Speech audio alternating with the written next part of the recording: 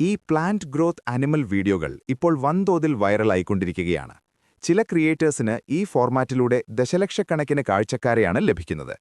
3 ലക്ഷത്തിലധികം ഫോളോവേഴ്സുള്ള ഈ Instagram account ഒന്ന് നോക്കൂ. ഇതിലെ ഒരു റീലിന് മാത്രം 400 മില്യണിലധികം വ്യൂസ് ലഭിച്ചിട്ടുണ്ട്.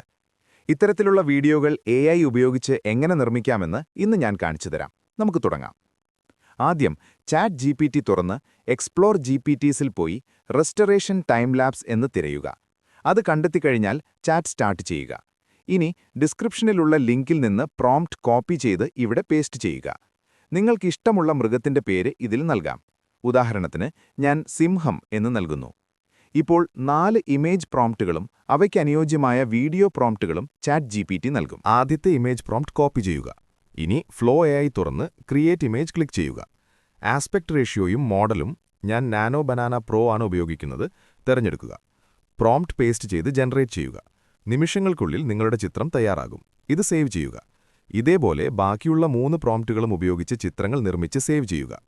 ഇനി നമുക്ക് ഈ ചിത്രങ്ങളെ വീഡിയോകളാക്കി മാറ്റാം. ഫ്ലോ AIയിലെ ക്രിയേറ്റ് വീഡിയോ എന്ന ഓപ്ഷനിൽ പോയി ഫ്രെയിംസ് ടു വീഡിയോ തിരഞ്ഞെടുക്കുക.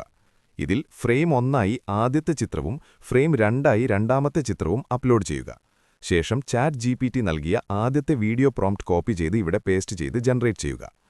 നിങ്ങളുടെ ആദ്യത്തെ വീഡിയോ ക്ലിപ്പ് തയ്യാർ. ഇതേ പ്രക്രിയ തന്നെ ആവർത്തിക്കുക.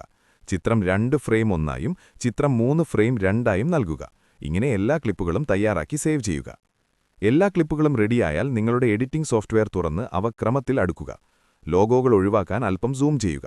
ആവശ്യമെങ്കിൽ ട്രാൻസിഷനുകളും നൽകാം. ഇതാ നിങ്ങളുടെ ഫൈനൽ വീഡിയോ തയ്യാറായി കഴിഞ്ഞു.